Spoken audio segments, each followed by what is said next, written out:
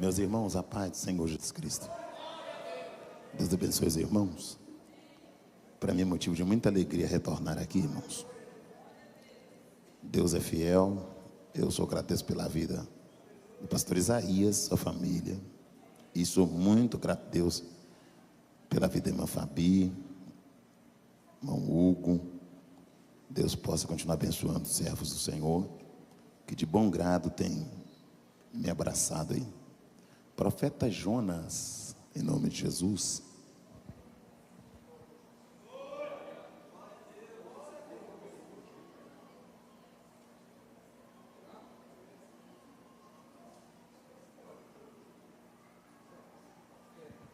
Livro do profeta Jonas, em nome de Jesus Cristo.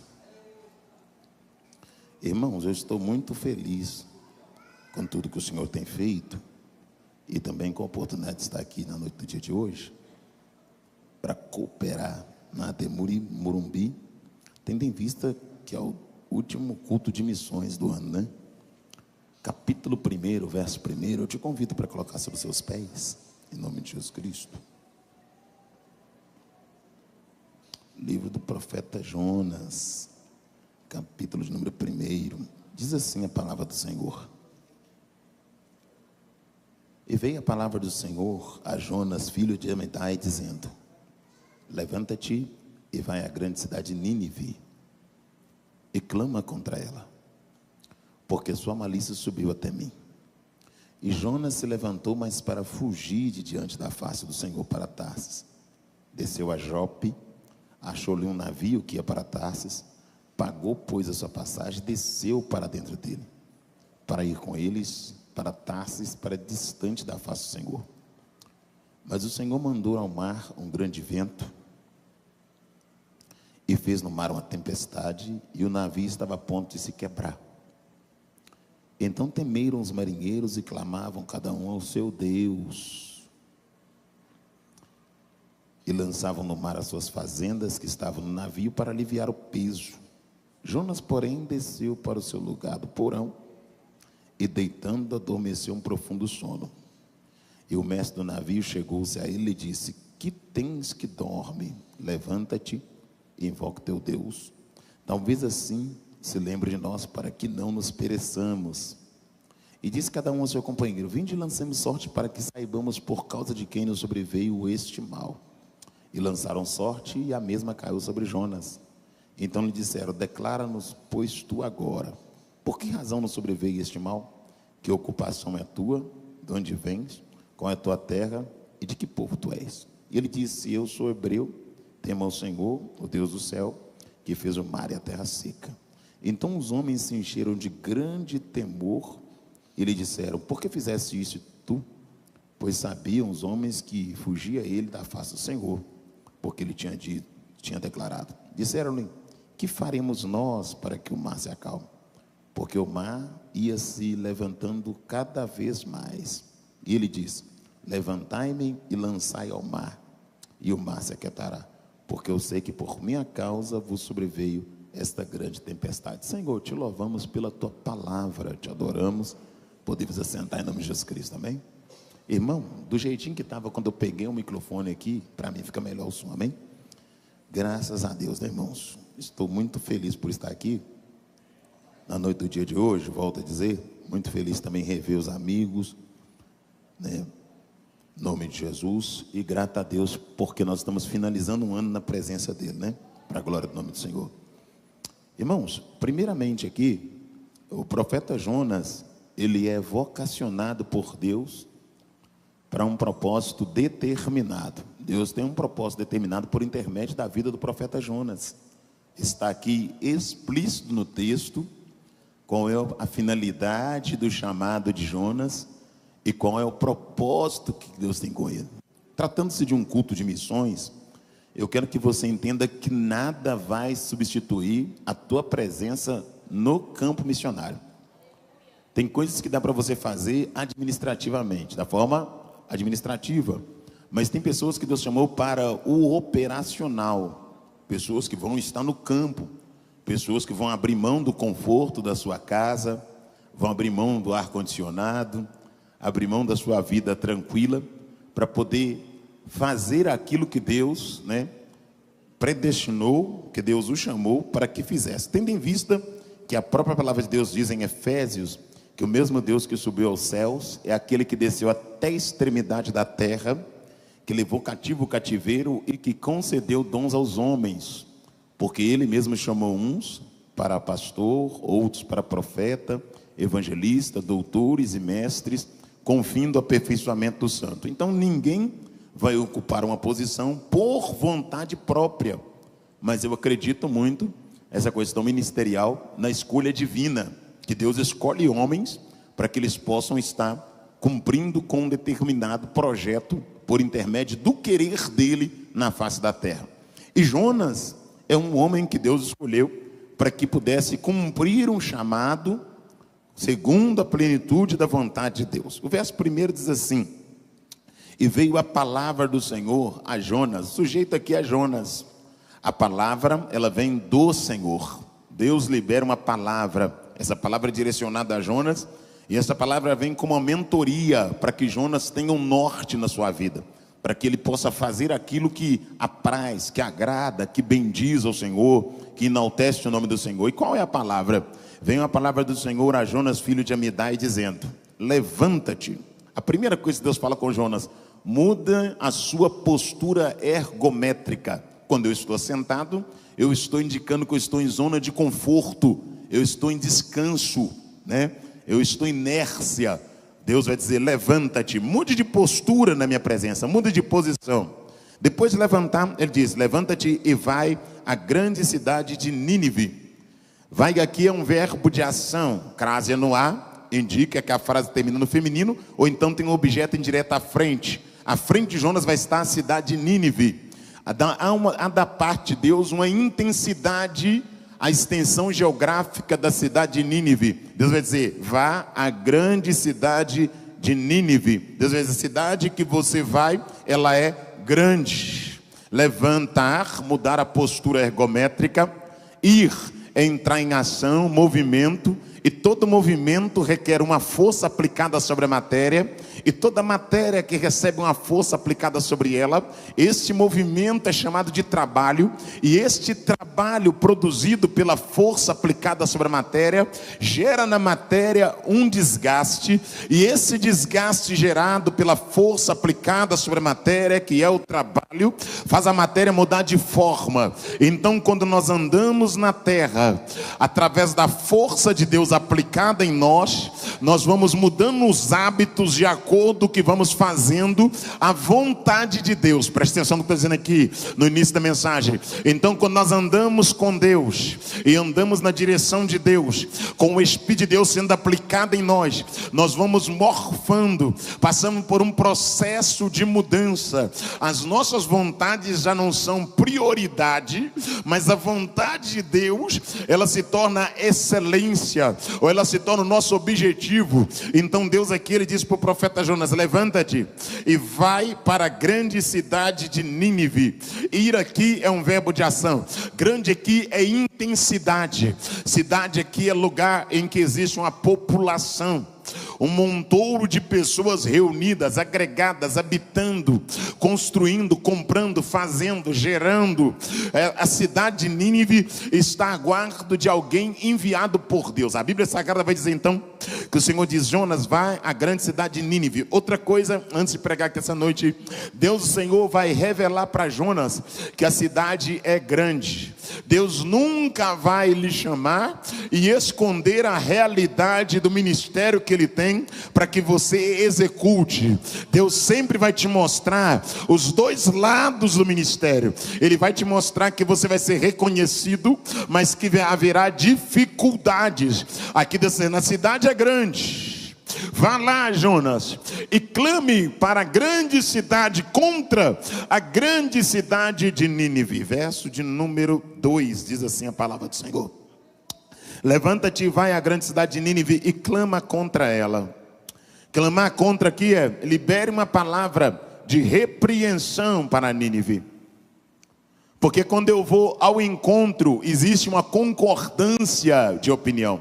Quando eu vou de encontro, existe um confronto ao comportamento, à opinião, à conduta, às práticas.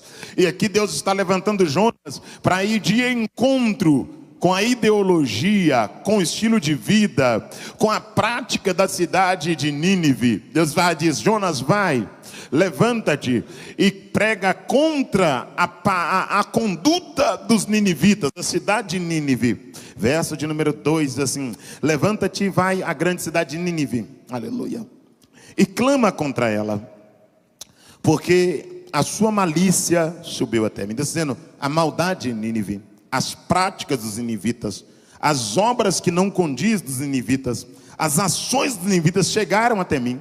Eu estou te levantando, Jonas, como ferramenta, para que você possa advertir os ninivitas, para que você possa exortar os ninivitas. E antes de entrar aqui naquilo que Deus tem posto em meu coração essa noite, eu quero dizer para você que a repreensão, ela gera o constrangimento a princípio, mas o constrangimento gera o arrependimento.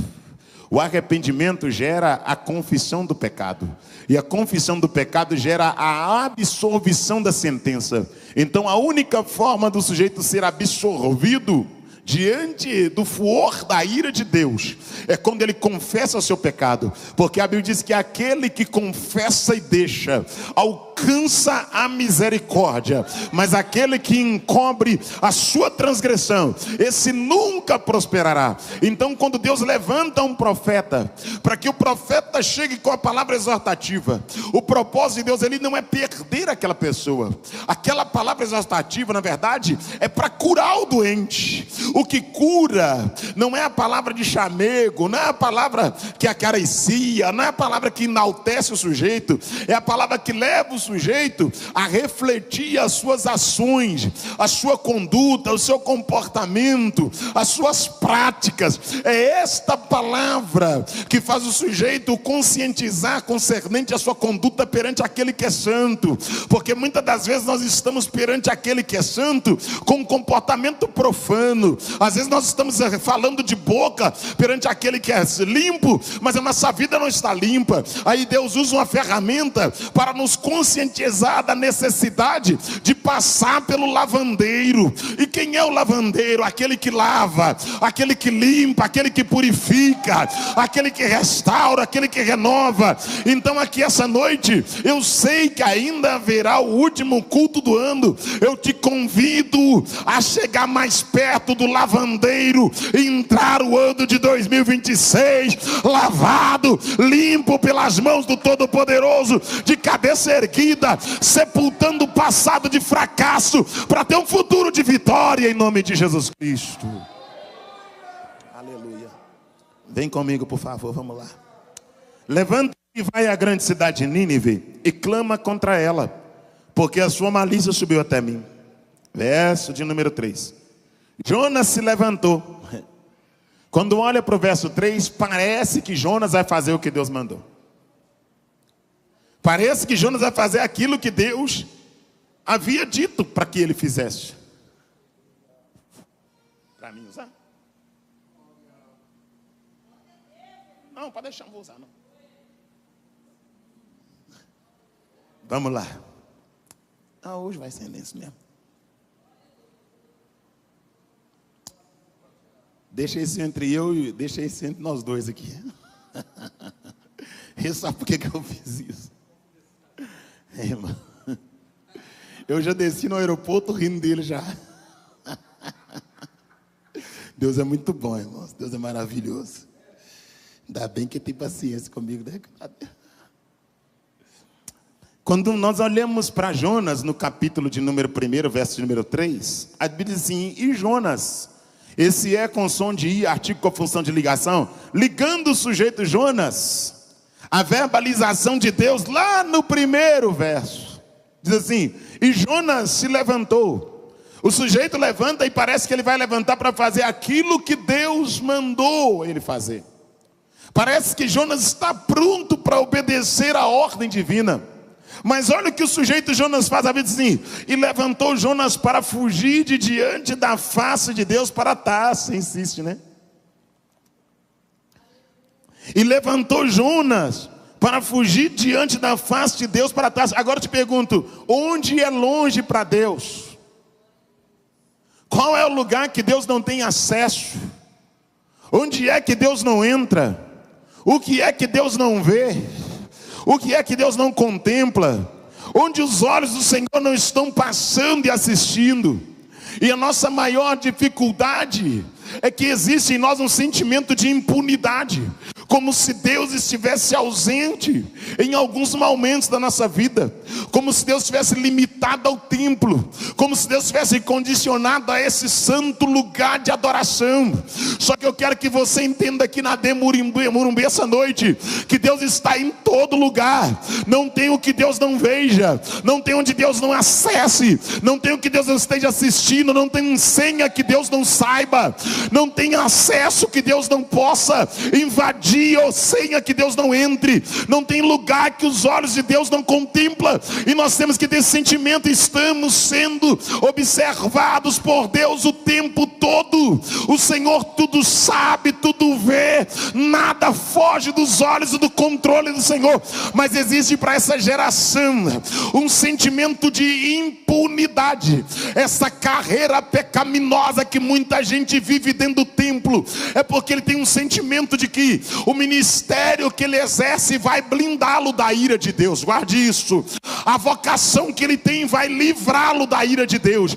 Só que eu quero que você entenda: o teu pai não te livra da ira de Deus, a tua mãe não te livra da ira de Deus, o teu avô, a tua avó, o teu ministério, a tua posição, a minha posição não pode nos livrar da ira de Deus. A única coisa que nos livra da ira de Deus é o fruto de arrependimento, é descer na presença de Deus e pedir perdão pelos pecados.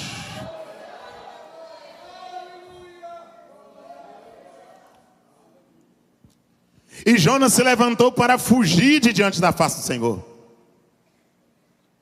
para Tarsis. Ele decidiu, falou: vou para Tarsis, porque lá em Tarsis eu vou fugir da face do Senhor. E a Bíblia diz que desceu em Jope.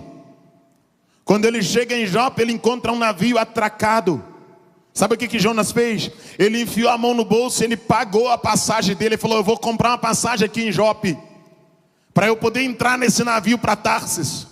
Sabe o que Jonas está dizendo? Eu vou potencializar, vou capitalizar a minha rebelião. Eu vou investir no meu projeto de desobediência. Eu vou pagar para desobedecer a voz de Deus. Eu vou pagar para fazer aquilo que Deus não quer que eu faça. Eu vou potencializar a nível de capital a minha rebelião. Já viu gente que paga para poder pecar contra Deus? Investe naquilo que distancia ele de Deus. Investe naquilo que tira a glória de Deus da vida dele. Paga caro para poder ter na sua face aquilo que impede a glória de Deus de manifestar na sua vida. Eu estou pregando para uma geração que não gosta de ouvir profecia, mas assiste dorama. Eu estou pregando para uma geração que não gosta de revelação, mas vê novela. Eu estou pregando para uma geração que não gosta de quem pula, mas está frequentando balada gospel. Eu estou pregando para uma geração que não gosta de quem rodopeia, fala em mistério, mas dorme com o namorado, dorme com a namorada. Uma geração que capitaliza e potencializa a prática do pecado. Mas eu quero profetizar aqui, nesse último culto de missões na Demurumbi, que Deus tem liberdade para falar através dos seus vasos nessa casa. A casa é dele, a glória é dele, o poder pertence a ele.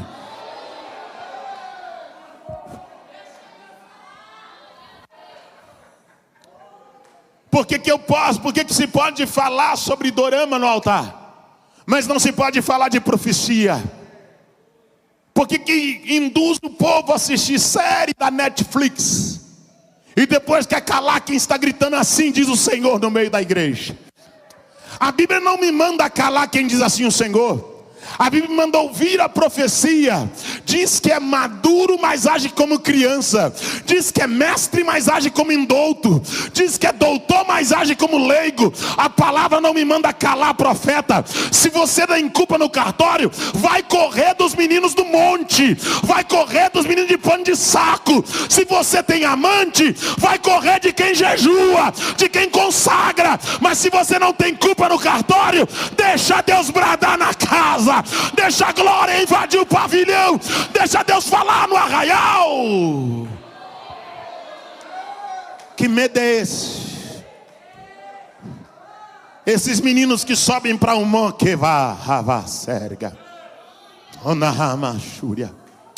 esses meninos que vivem na madrugada no monte, esses meninos que gostam de propósito. Eu prefiro um menino que vai para o monte de pano de saco que um teólogo que vê dorama. Oh glória, oh glória. Eu prefiro um menino que sobe a montanha e passa a madrugada orando, aleluia, sem comer, no gume da montanha, que um pregador que toma uísque, champanhe e que cheira cocaína. Oh glória. Eu prefiro um menino que rodopeia no templo que um artista que não tem temor de Deus. Eu declaro que 2026 Deus não vai levantar um, nem dois, nem três, mas vai levantar centenas e centenas de profetas no meio da igreja. A Bíblia diz que não havendo profecia, o povo se corrompe. Fala Deus. Anahamachanda. Que medo é esse? Que resistência é essa? Por que mandar calar? Por que impedir de falar? Aleluia, aleluia, aleluia, aleluia. Que medo é esse de alguém que está falando em língua? Que medo é esse de alguém que está marchando na porta da igreja? Aleluia. Que medo é esse de alguém que está rodopiando na hora do culto? Que levanta dizendo assim diz o Senhor, oh glória, oh glória. Se está tudo bem, querido, ouça a profecia, aleluia, e tenha discernimento. O que é de Deus recebe, o que não é deixa de lado. Mas não tente parar o vaso. Não tente parar, porque o oleiro é maior que o vaso. E quem usa o vaso na casa é o oleiro, aleluia. E o oleiro tem liberdade de fazer o que ele quer. De fazer, ou a obra deixou de ser dele, ou ele não é dono mais da obra, ou virou empresa, ou virou negócio, ou virou entretenimento, ou a casa virou lugar de show, ou os pregadores viraram artista. Que negócio é esse? Se a casa é dele, ele tem liberdade. Se o povo é dele, ele tem liberdade. Então fala Deus. Pode falar na igreja brasileira, aleluia. Seja missão, seja madureira, seja quadrangular, seja metodista, a igreja é do Senhor, Deus, pode falar. Pode falar. Se o apóstolo não quiser, o Senhor vai falar. Se o bispo não quiser, o Senhor vai falar. Porque a igreja é do Senhor, é do Senhor, aleluia. Aleluia, aleluia. Ou alguém aqui conhece alguém que seja dono da igreja além de Jesus? Tem algum comedor de feijão que acha que é dono da igreja? Tem algum comedor de pamonha que acha que é dono da igreja? Tomador de açaí com tambaqui, tem alguém aí que acha que é dono da igreja? Tem alguém que está achando que é dono da igreja, porque até alugaram o templo da igreja para profanar. Trouxeram a idolatria, lembra lá no Pará? E colocaram dentro do templo. Prestaram culto para Dagon dentro do templo da casa de Deus. Tem alguém que é muito macho, tentando profanar a santidade de Deus. Mas esse alguém com certeza não sabe o que Deus fez com os filhos de Arão, oh glória. Não sabe como Deus matou Nadab e Abiú, porque levaram fogo estranho perante o altar. Mas sabe o que doeu em mim certa madrugada? É que Deus me trouxe a memória o evento de 1 Samuel capítulo 5, quando a arca foi levada depois da morte dos filhos de Eli, Ofni e Finéias. Levaram a arca para o meio dos filisteus, colocaram a arca dentro do templo de Astode, que é Dagon. A Bíblia diz que no outro dia Dagon estava caído de cara no chão, oh glória. Fecharam o templo, levantaram Dagon e deixaram a arca lá. No segundo dia, quando abriram o templo, Dagon estava cortado, oh glória. Deus mandou um anjo com a motosserra e falou: vai lá e pica Dagon, porque diante de mim não há outro Deus. A glória é minha, o louvor é meu, a adoração é minha, e o meu culto não será dado para outro. O anjo desceu, picou Dagon, oh glória, aleluia. Quando abriram o templo, Dagon estava caído, picado, aleluia. A palavra do Senhor diz que mesmo assim eles insistiram em ficar com a Dagon, ficar com a arca. Sabe o que aconteceu? Deus colocou hemorroida, desde o menor macho até o maior. Sabe o que é isso, irmão? Deus começou a ferir eles por dentro. Deus começou a virar o sacerdócio pelo avesso. Oh glória. Uramakanda. Eramanamacaiaxandadaia. Fecha o teu olho, curva a tua cabeça. Oh glória, oh glória, oh glória, oh glória, oh glória. Deus falou: vou botar a hemorroida, colocar as vísceras para fora, porque eles estão achando que a minha santidade pode ser igualada aos deuses de madeira, de cobre, de ferro, de barro. Agora escute o que eu vou dizer.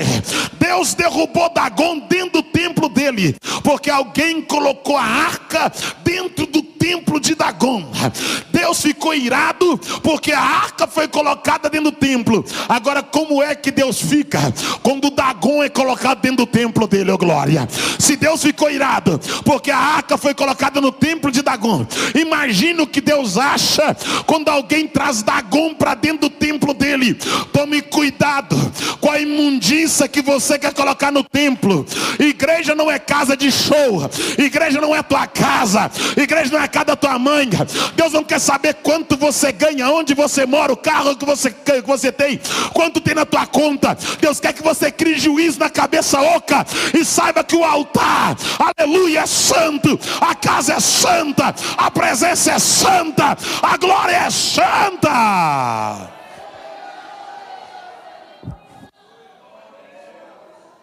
Pode deixar bom meu retorno, eu não vou ficar brabo não. Agora eu sou coach agora.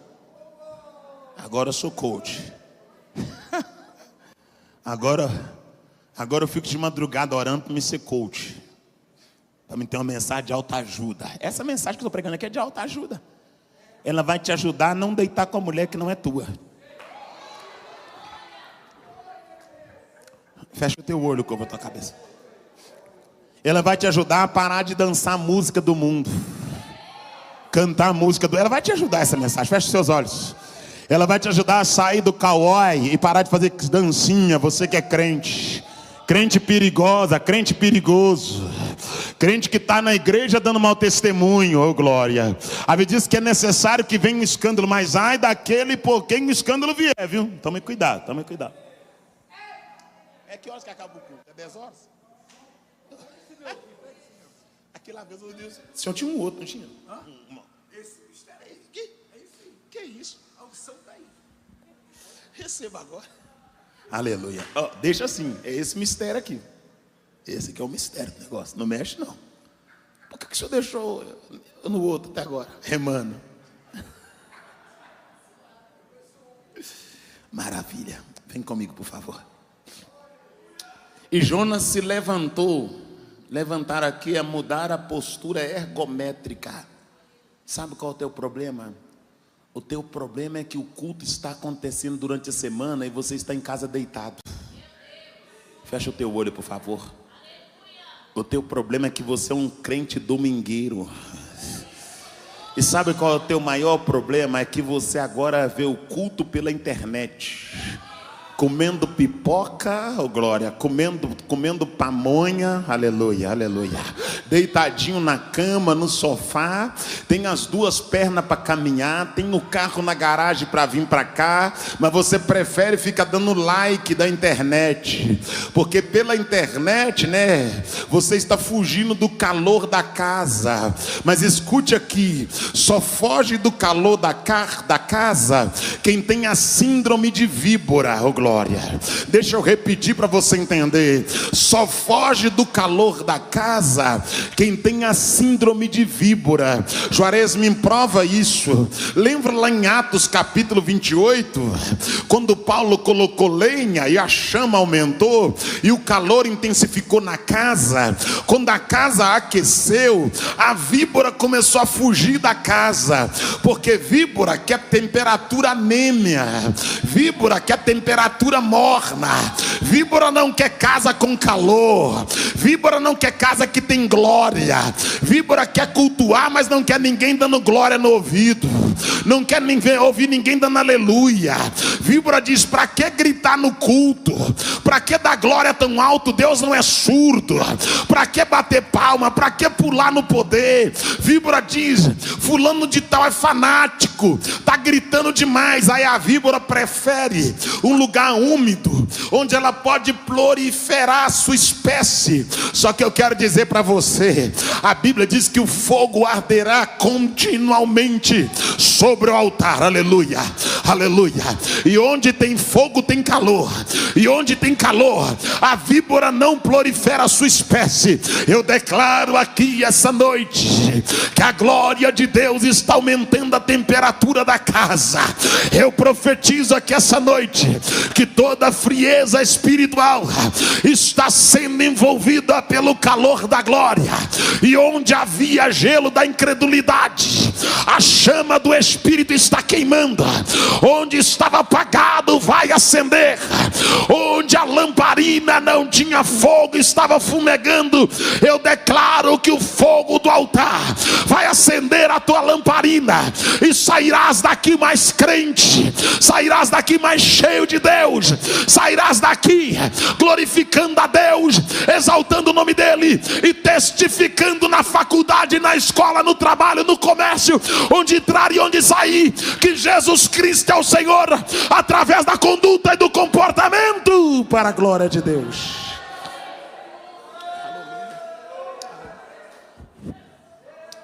Então se levantou Jonas para fugir. Ele falou: eu vou fugir. Eu vou fugir. Já viu gente que quer fugir daquilo que Deus mandou fazer?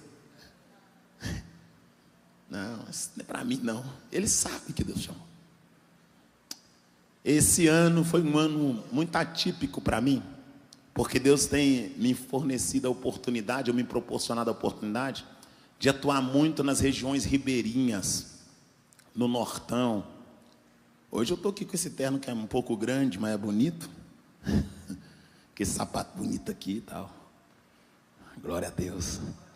Mas o Senhor Deus sabe onde os meus pés têm pisado. Na minha última viagem para as regiões ribeirinhas, foram cerca de 4 horas de barco. Quando você vai no meu Instagram, você vê lá o videozinho, Juarez Tavares no barco. E essa última viagem agora, para a região de Marajó, ali em Boa Vista, eu me lembro que nós pegamos uma maresia muito intensa, muito intensa.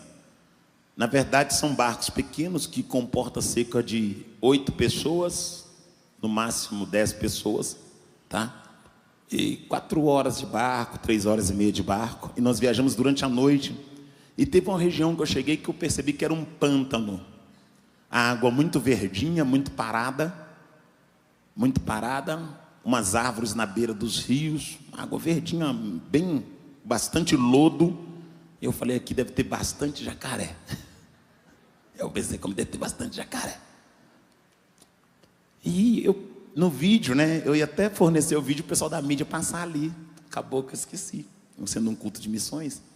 E eu me lembro que eu falei com o piloto, né, o timoeiro da embarcação. Eu falei com ele assim, falei: pastor, eu acho que nem o senhor sabe onde nós estamos, né? E ele falou: eu conheço essa rota. Olha bem, eu conheço essa rota. E depois de cerca de 3 horas de viagem, nós chegamos numa igreja que ela está sobre as águas, amarrada em madeiras, oh, glória, e mais de 70 barcos parados, e as irmãs descendo do barco. Isso agora, final de novembro, as irmãs descendo do barco com a sacolinha no pé, oh, glória. E se você ver no meu Instagram, eu falo assim: vamos embora, gente, vamos embora. Você vê o videozinho, os barcos parados, eu mandando o povo entrar. Vamos embora. Parece que eu sou de lá, irmão. Porque quando você está indo para a obra é doloroso, mas quando você está na obra é maravilhoso. Sabe qual é o segredo da obra missionária? É o gatilho de partida, é o primeiro passo. Porque antes de dar o primeiro passo, você fica reprimido, fica com medo, sente saudade de tudo. Mas quando você dá o primeiro passo e começa a ver a ação divina em favor daquela obra, oh glória, aleluia. Porque existe uma ação divina Quando você se disponibiliza para fazer a vontade de Deus, o próprio Deus começa a cooperar com o teu ministério. O próprio Deus começa a permear a tua vida para que as coisas comecem a acontecer ao seu redor e o nome dele seja glorificado através da sua obediência ao chamado. E eu me lembro que quando desembarcamos, uma igreja muito grande, de madeira, sobre as águas, a igreja lotada, e a alegria do povo chegando de voadeira, chegando de barco que carrega açaí, encostando lotado de gente, e aquele povo alegre. Eu falei: Deus, nós temos a melhor pavimentação, a nossa água é água tratada, o shopping é pertinho de nós outros, ô glória, a gente tem carro na garagem, oh glória, não suja o pé no barro. Você pisou na terra para poder vir para cá? Não pisou na terra, e a gente tem uma dificuldade para cultuar. Agora esse povo aqui enfrenta a chuva, maresia, toma água do rio, a água batendo na cara. Estou falando para ti que é verdade, irmão. Eu não preciso usar o altar da casa de Deus para comover ninguém não, viu? Eu não sou mercenário não, eu sou homem de Deus. Quando eu digo para ti que a água estava entrando no barco que eu estava em novembro, porque ela estava mesmo. Eu cheguei na congregação todo molhado, irmã Fabi. Eu cheguei, o pastor Wilson e o pastor Benedito são testemunhos disso. Eu estou dizendo isso aqui, falando o nome deles, porque são os homens de Deus que me levam para aquela região. Eles são testemunhos ocular do que eu estou dizendo aqui, para a glória de Deus. Cheguei encharcado na igreja, e quando desci, fui me trocar em um banheiro improvisado. Aleluia, aleluia. Quando eu chego no templo, aquela igreja cheia, aquele povo alegre, aquele povo glorificando a Deus, aquele povo exaltando a Deus, e a glória de Deus está no templo, e ali não tem como ensinar, ali é lugar para a gente vai aprender. Eu falei: Deus, eu estou aprendendo a ser crente aqui, eu estou aprendendo a ser fiel aqui, eu estou aprendendo a ser adorador, porque ser adorador no Kawaii é fácil, ser adorador no Instagram, nos grandes congressos é fácil, irmão. Pregar chegando de avião, com fonezão no ouvido, pagando de playboy, oh glória, ficando em hotel caro, comendo comida cara, é muito fácil. Eu quero ver tomar água do rio e dar desinteria, dá dor na barriga, passa mal.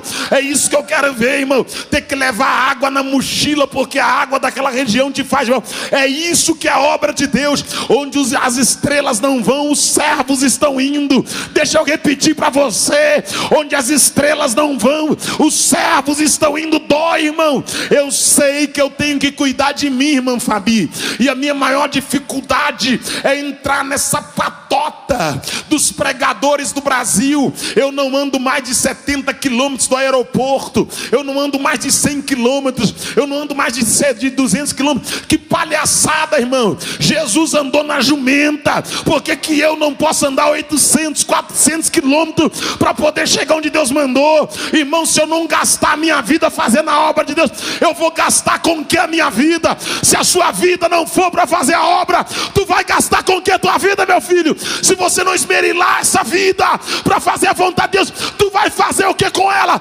Gaste a tua vida para fazer a obra de Deus. Esmerile, desgaste até a última gota do teu vigor, porque a Bíblia diz que aquele que perder a sua vida achará, oh glória, oh glória, oh glória. Sofra pelo reino. Fui pregar em Xambeuá, atravessamos o Araguaia de balsa. Do outro lado o irmão me esperando com 2 bicicletas. 14 km pedalando com a mochila nas costas, oh glória. Se você for olhar, oh glória, 3 horas da madrugada, dirigindo. Fui pregar numa cidade chamada Novo Progresso, no Pará. Pousei em Sinop. De Sinop até Novo Progresso são 700 km. Pode olhar no Google. 700 km de Sinop até Novo Progresso. O pastor que estava dirigindo deu 2 cochiladas. Eu falei: me dá um volante, varão, deixa que eu levo. Depois de 2 pescadinhas, eu falei: eu levo, varão. Na hora eu falei: eu gosto de dirigir, eu gosto de dirigir. Falei: se eu for morrer, que bata eu para morrer, então não outro. 700 km dirigindo, ok? Para chegar à noite e pregar numa congregaçãozinha pequenininha para a glória de Deus. E sabe o que acontece? Jesus salva, Jesus batiza com o Espírito Santo, Jesus opera maravilha, oh glória, aleluia, aleluia. Pastor Hugo, eu fui pregar em Manaus, pousei em Manaus, de Manaus recebi um convite para pregar numa congregaçãozinha lá no meio do Amazonas. Foram me buscar num Corsinha, isso aí no mês de setembro agora, o vídeo está no meu Instagram. Foram me buscar num Corsinha com um oi só. O Corsinha tinha um farol só um oi. E nós viajamos cerca de 600 quilômetros, mais ou menos, até chegar na cidadezinha. Chegamos na cidadezinha onde eu ia pregar. A igreja do tamanho desse altar, mais ou menos, menor que esse altar, sem exagero, menor que esse altar, a igrejinha. Se você ver no Instagram, tá lá, irmão. É uma cortina verde, uma igreja simples, e o povo em pé do lado de fora. E eu tô pregando e o povo glorificando, e uma senhorinha tá gritando glória mais que todo mundo. Eu falei, essa tá cheia de alegria, gritando glória mais que todo mundo, a senhorinha. E grita, levanta a mão e caminha na beira do altar e glorifica a Deus. Eu falei, meu Deus, essa irmã tá cheia, tá na tampa. E quando acabou o culto, ela se dirigiu até a mim e falou, irmão Juarez, tem 5 anos que eu oro para Deus te trazer aqui. Eu pensei, a culpa é dela. Pensei, achei a culpada. Achei a culpada de eu andar nesse Corsinha de um oi só. Ela disse, tem 5 anos que eu estou orando para você vir aqui. Agora em setembro, tem 5 anos. Eu falei, conta a bênção. Ela falou, a bênção é grande, mas eu vou resumir para você a bênção. Você estava pregando uma live, você estava muito triste aquele dia, e no meio da mensagem você falou assim, Deus me disse que vai curar, oh glória. E você falou, pode levantar a mão e fechar os olhos que eu vou orar com vocês na live. E ela disse que enquanto eu orava, eu falei assim, Deus, eu repreendo esse câncer. E ela disse que enquanto eu orava, ela tinha 8 caroços debaixo de cada braço, 16 nódulos. Está lá no meu Instagram. Está no meu Instagram isso aí, para não ficar na minha palavra. Ela disse que ela adormeceu com os braços para cima, na rede. Oh glória, lá no Amazonas que ela mora. Ela adormeceu com o braço para cima na rede enquanto eu orava. Ela disse, pastor Isaías, que quando ela acordou, debaixo da axila era puro pus com fedor podre. Ela passava a mão e aquele monte de pus. Ela disse que no outro dia ela foi ao médico. Os médicos examinaram e falaram com ela, aconteceu alguma coisa, porque parece que a senhora foi operada. Os nódulos desapareceram. A senhora não tem mais câncer. A senhora está curada. E ela disse, tem 5 anos que eu estou orando para que você viesse aqui na minha cidade, porque eu não tenho dinheiro para pagar passagem, eu não tenho carro para poder ir lá, mas eu pedi a Deus para te trazer aqui. E hoje eu estava correndo na igreja, porque Deus, além de me curar, Ele me deu o privilégio de te trazer aqui para te fazer ouvir o que Ele operou na minha vida. O que você quer dizer com isso, pregador? Que enquanto alguém quer calar a voz de Deus, Deus está operando milagre na casa. Enquanto alguém quer reprimir quem grita, quem pula, Deus está operando maravilha na casa. Lá em Manaus mesmo, essa irmã acabou de testemunhar. A outra tomou a palavra e disse, o senhor tinha acabado de pregar na capital, eu trouxe a minha filha na cadeira de rodas, e eu disse para o senhor, ora para minha filha. O senhor estava com medo de perder o voo. O senhor deu um chute na cadeira de roda e falou, tua menina vai andar. E o senhor saiu andando e não orou por ela. A mulher dando testemunho, e ela disse, quando o senhor virou as costas, eu falei, mal educado, nem orou pela minha filha. Mas dentro de mim, ela disse, dentro de mim algo dizia, a tua filha vai andar, oh glória, a tua filha vai andar. Escute isso aqui, Ademorumbi, a tua filha vai andar. Ela disse que levou a menina para casa, 13 para 14 anos de idade, nunca pisou no chão, as perninhas coca, não andava. Colocou a menina na cama, no primeiro dia, no segundo dia, no terceiro dia, no quarto dia, no quinto dia, no 12º dia, mas no 14º para 15º dia, disse ela, irmão Juarez, aleluia, aleluia, de madrugada eu ouvi um barulho na cozinha, e eu disse para o meu marido, tem gato mexendo nas panelas. E ele disse, vamos lá olhar. E quando nós chegamos na cozinha, a minha menina estava de pé na beira da pia, e ela virou e disse, uma voz me disse, você vai andar. E eu estou andando para a glória de Deus. O que você quer dizer, pregador? Eu quero dizer que Ele é o mesmo ontem, que Ele é o mesmo hoje, que Ele é o mesmo eternamente. Eu quero dizer que agindo Ele, ninguém e nada pode impedir. Eu quero dizer aqui essa noite, que onde o cirurgião não vai, a mão de Deus entra. Onde o bisturi não opera, a mão de Deus opera. O que o clínico não resolve, a mão de Deus resolve. Eu quero profetizar aqui essa noite, que onde houver um nódulo, onde houver um mioma, onde houver um caroço, eu repreendo agora toda enfermidade, enfermidade crônica, enfermidade espiritual, enfermidade proveniente de obra de macumbaria, de magia negra, pelo poder que é no nome de Jesus Cristo, nome que é acima de todo nome. Nós lhe repreendemos e declaramos a cura para a glória do nome do Cordeiro.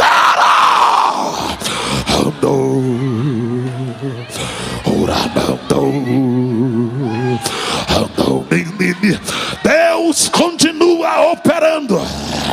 Deus continua operando. Se você for, você vai ver, oh glória. Se você obedecer, você vai viver, você vai ver, você vai experimentar, vai viver o sobrenatural. Não vá atrás da ideia de Jonas, mas vá atrás do chamado divino para a glória de Deus.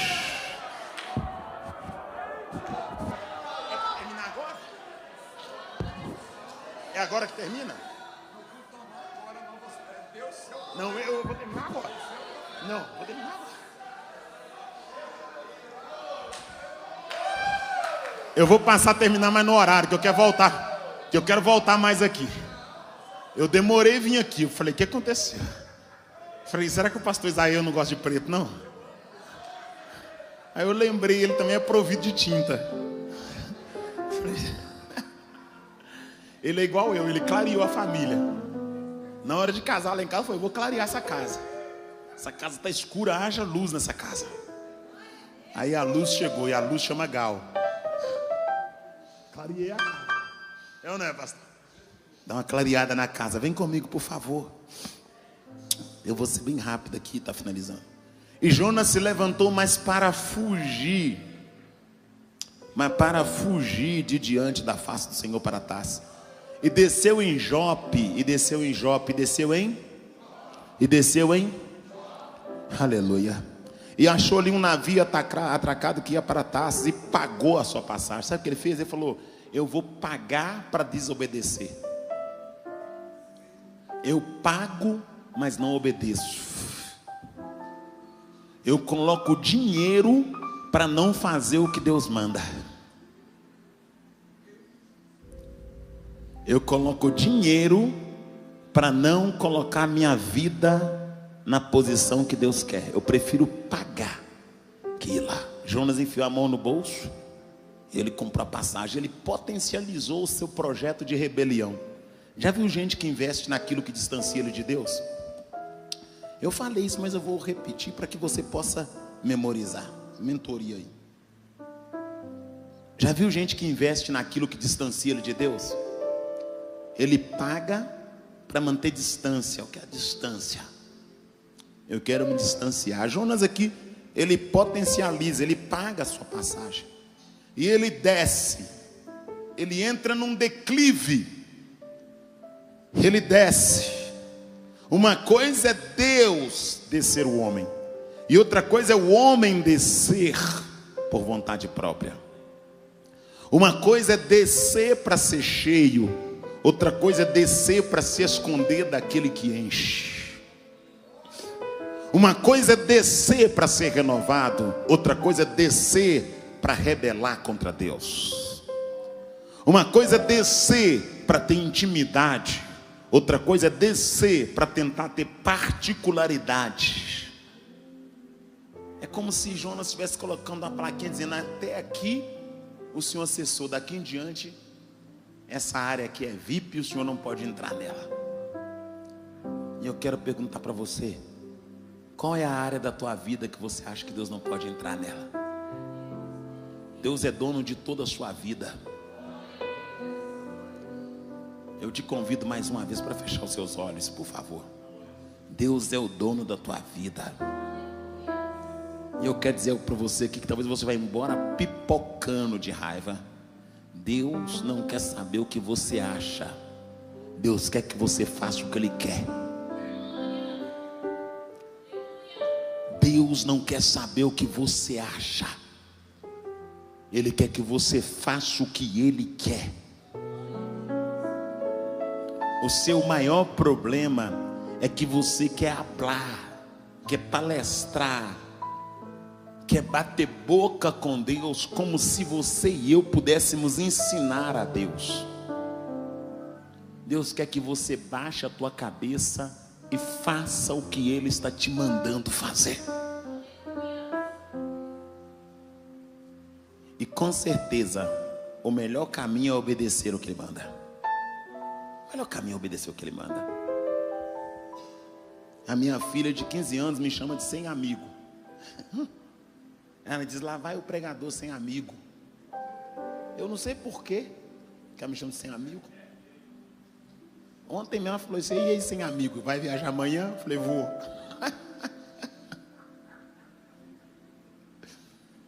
O sujeito começa com amizade comigo, eu falo algumas coisas assim, nem xingando o sujeito, ele até fica de mal de mim. Falar da família tradicional, tem gente que para de conversar contigo porque você falou de família. Porque você falou que é a favor da família e que ela não deve ser diluída. Aí o pregador famoso te exclui.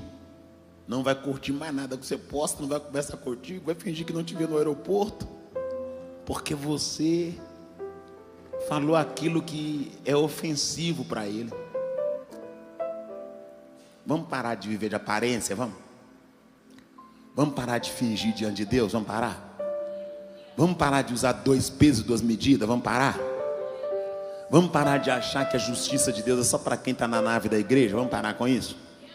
Vamos parar de achar que só porque alguém prega, porque alguém fala bem, pode fazer o que quer, vamos parar com isso? Vamos parar de blindar esses elefantes brancos da igreja? Vamos parar de idolatrar homem, idolatrar mulher? Vamos parar de dar glória para o ser humano e dar glória para Deus? Vamos começar a colocar no altar não quem tem fama, mas quem tem vida. Vamos começar a chamar para os nossos congressos quem é santo, não quem é artista. Vamos procurar chamar gente, não gente que tem técnica, mas gente que tem santidade. Porque quem tem técnica até faz barulho, mas quem tem santidade transforma a vida, oh glória. Quem tem técnica atrai gente, mas quem tem santidade muda a gente através da palavra. Vamos chamar gente que não tem disco de ouro, nem CD de ouro, mas tem vida pautada, joelho calejado, que ainda jejua, que ainda consagra.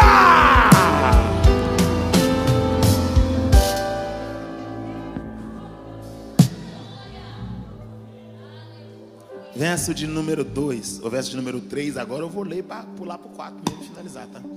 E Jonas se levantou para fugir diante da face do Senhor para Tarsis, e desceu a Jope, e achou ali um navio que é para Tarsis, e pagou, pois, a sua passagem, e desceu para dentro dele para ir com eles para distante da face do Senhor. Mas o Senhor mandou ao mar um grande vento. Mas o Senhor mandou ao mar um grande. Mas o Senhor mandou ao mar um grande. Então, aquele dia era um dia próprio para uma viagem fluvial. Porque toda viagem ela é programada. Por exemplo, existe um plano de voo para que uma aeronave possa decolar em Confins e pousar em Santa Genoveva, aqui em Goiânia. Existe um plano, né, na rodoviária para que um ônibus saia da rodoviária de Belo Horizonte e pare na rodoviária de Goiânia. Existe um planejamento de viagem. Assim também, as viagens fluviais, elas são planejadas. Abre-se o mapa. consulta com os meteorologistas se haverá corrente de vento forte. Eles têm uma biruta, né, que indica a velocidade e o sentido do vento. Existe toda uma estrutura, não é só colocar o barco em movimento sobre as águas. Existe todo um preparo.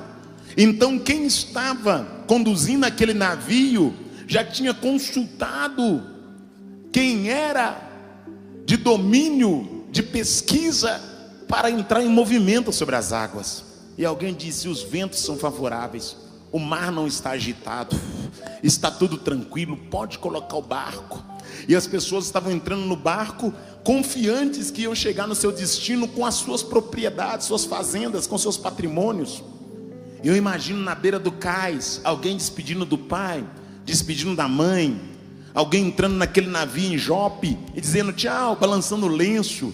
Eu imagino o marinheiro tirando a corda, empurrando o barco que estava atracado na beira da praia, remando o barco até uma distância das águas. Quando remam o barco, eles puxam o remo, eles começam a abrir a vela. Quando abre a vela, o vento sereno, o vento tranquilo bate na vela, a vela enche com vento e o barco começa movimento fluvial sobre as águas. E Deus deixou eles tirarem o barco do cais. Deus deixou eles remarem até uma certa distância. Deus deixou eles abrirem as velas. E Deus permitiu que os ventos enchessem as velas. E Deus permitiu que o barco distanciasse da praia e tomasse uma distância que não desse pé. Deus falou: eu vou deixar aí até uma distância que não dá para pular.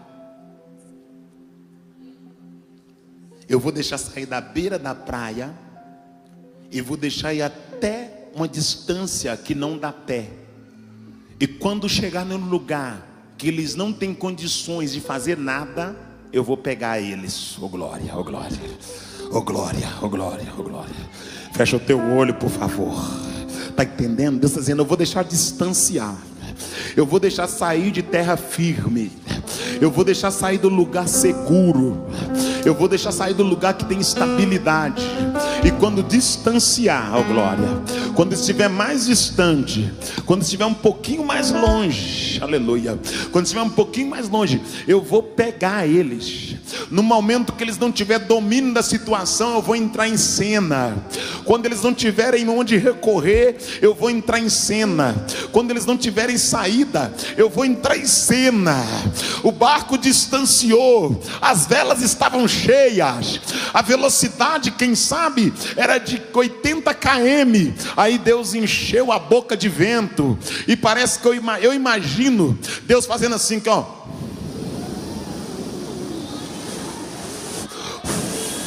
Sabe por quê? Porque tem vento na tua vida que foi Deus que mandou, tá bom? Oh glória, oh glória, oh glória. Tem vento que é o próprio Deus que enviou, oh glória. Deus falou: tá desobediente demais, eu vou mandar um vento para ele lembrar de mim, oh glória. Tá andando em lugar que não deve, eu vou mandar um vento para ela lembrar de mim, oh glória, oh glória.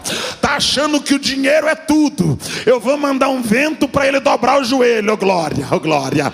Tá achando que pode, tá achando que tem, tá achando que é, eu vou mandar um vento para ele entender que se eu não agir, ele não sai da situação, oh glória.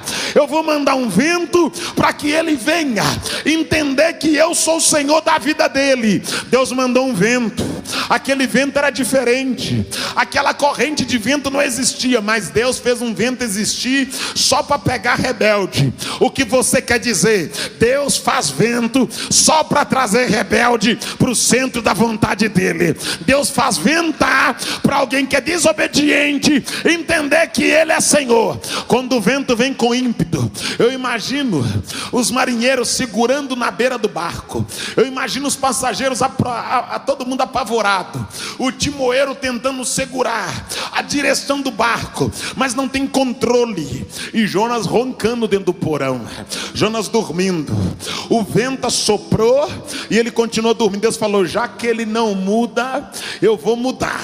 No lugar de vento vai ser tempestade. Oh glória, oh glória.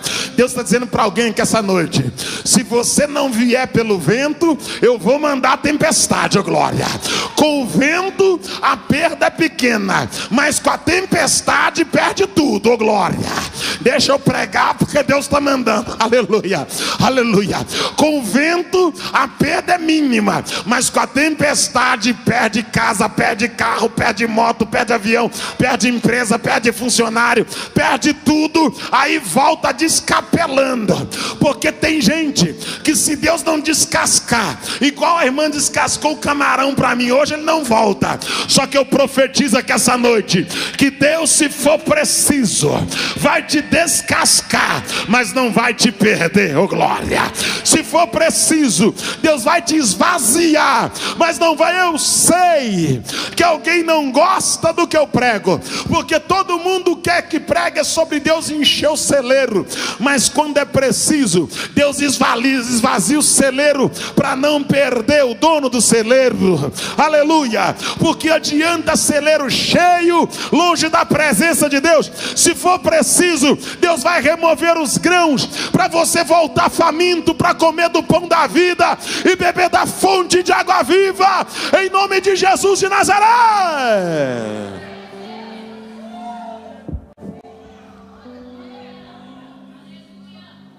Olhe para cá. Tem porta que é Deus que fecha. Deus fecha. Deus fecha. Tem negócio que é Deus que não deixa dar certo. Deus fala: tinha tudo para dar certo. Todo mundo assinou, mas eu não vou liberar. Todo mundo assinou, mas não vou liberar. Sabe por quê? Porque Deus quer aquilo que é dele. E sabe o que Deus está procurando aqui nesse dia 21? Você é dele. Ele dizendo: eu quero você de volta. Eu não te quero de corpo presente no culto, eu te quero corpo, alma e espírito na minha presença. Oh glória. Eu não te quero somente ocupando os bancos, eu te quero em ação na minha casa. Oh glória, oh glória. E Deus está dizendo para alguém que essa noite: quando você começar a trabalhar na minha casa, eu vou começar a mudar as coisas dentro da tua casa. Oh glória. Quando você colocar a mão para fazer na minha casa, eu vou começar a prosperar a tua casa. Juarez, eu não sei pregar, cata copo no chão da igreja. Juarez, eu tenho problema de coluna, apaga a luz do banheiro da igreja e fecha a torneira na pia da igreja. Juarez, eu não posso fechar a torneira e não posso apagar a luz. Passa a mão numa vassoura, vai varrer a porta da igreja, vai tirar cone na porta da igreja, ajuda a carregar banco, ajuda a cuidar de criança. Juarez, eu não sei falar em línguas, eu não sei, eu sou empresário. Você é empresário lá, aqui você é servo. Glória. Juarez, eu sou rico, você é rico lá fora, aqui dentro você é um servo, e a tua riqueza não convence o Deus que eu estou pregando. Deus quer mais de você, mais que o teu dinheiro, mais que o teu ouro, mais que a tua prata. Deus quer você.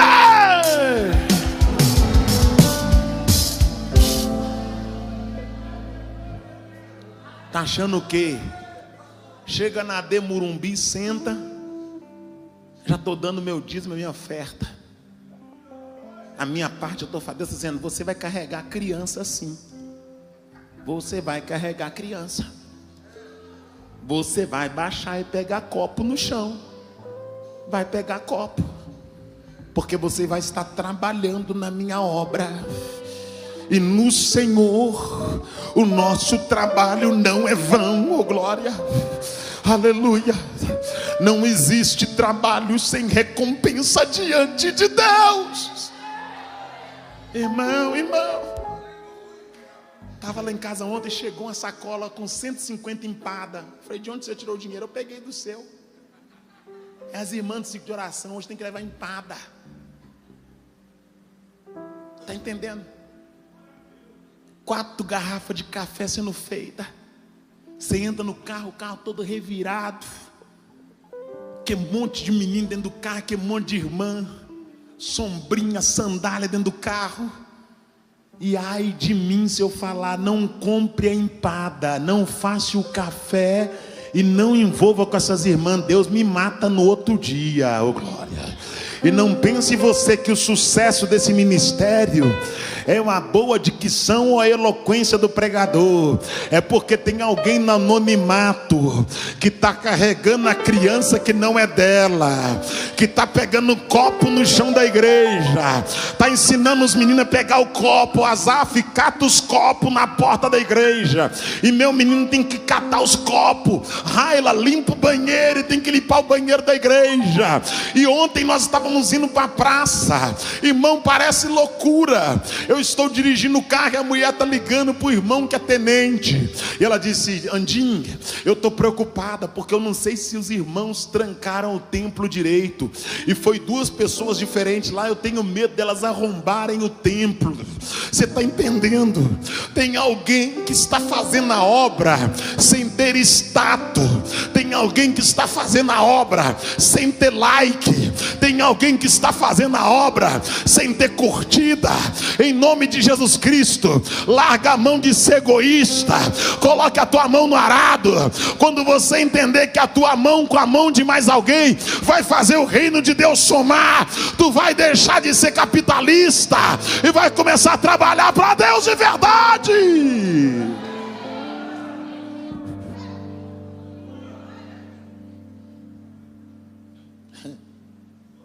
As empadas cheirando, e ai dos meninos se comer com as empadas. Ai dos meninos se comer as empadas lacrada. É para as irmãs do ciclo de oração. Olhe para cá, por favor. Você precisa entender que Deus te chamou para fazer a obra. Deus não te chamou para ficar de mimimi, para ficar desocupado cuidando da vida alheia. Tem espaço e tem trabalho na casa para você. Se apresente para os seus líderes e diga: o que eu preciso fazer para cooperar aqui? Eu quero trabalhar na casa de Deus. Eu quero fazer alguma coisa na casa de Deus, aleluia. Eu quero fazer alguma coisa na casa de Deus. Vem comigo, já vou finalizar agora. Prometo para ti, prometo mesmo. Mas o Senhor mandou um mar, um forte vento. Deus mandou um mar, um forte. E aí, vai obedecer ou vai esperar o vento chegar?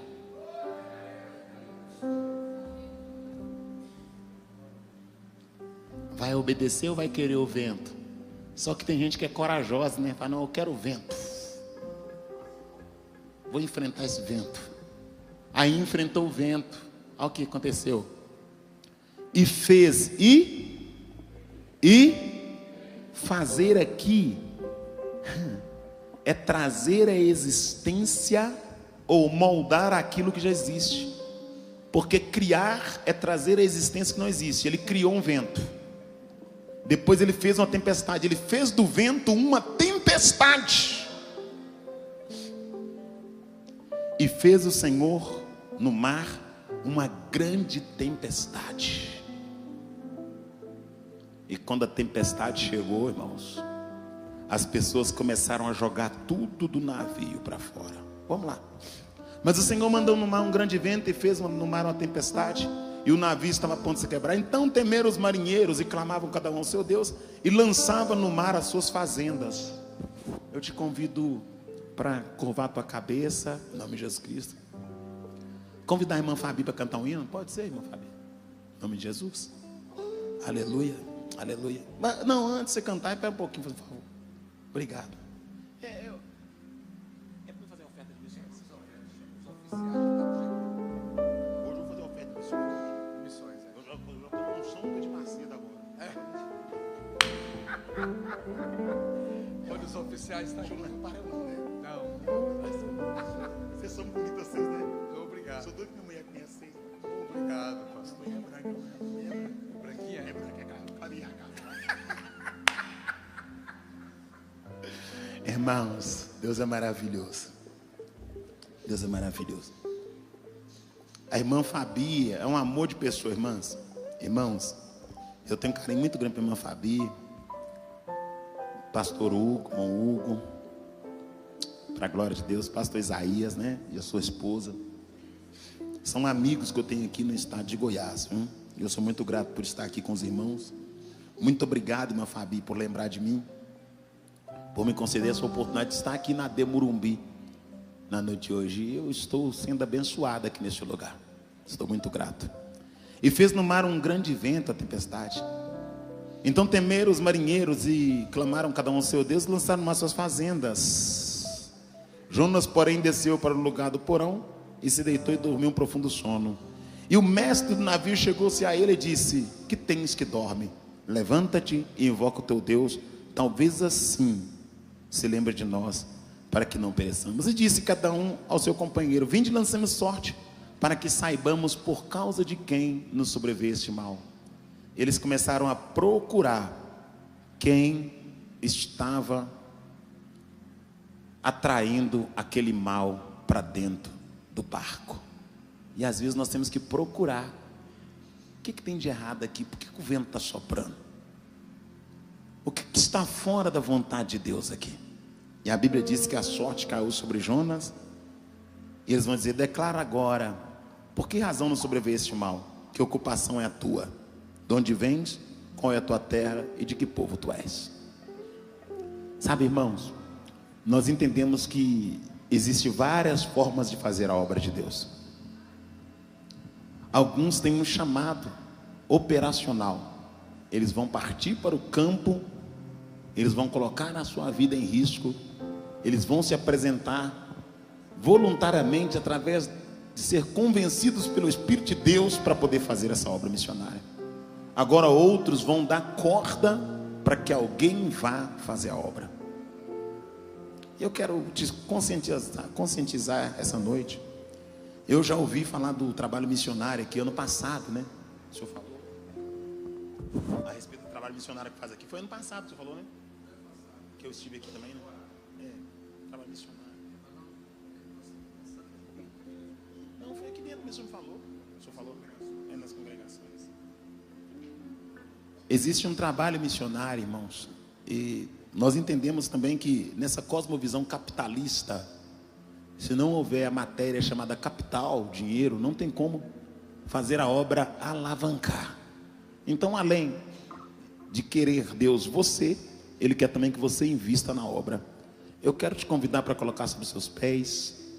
Eu quero convidar os irmãos aqui também, em nome de Jesus Cristo, com todo temor, para que possamos entrar no processo ofertório. Irmãos, a palavra do Senhor diz no livro de Êxodo, capítulo número 25,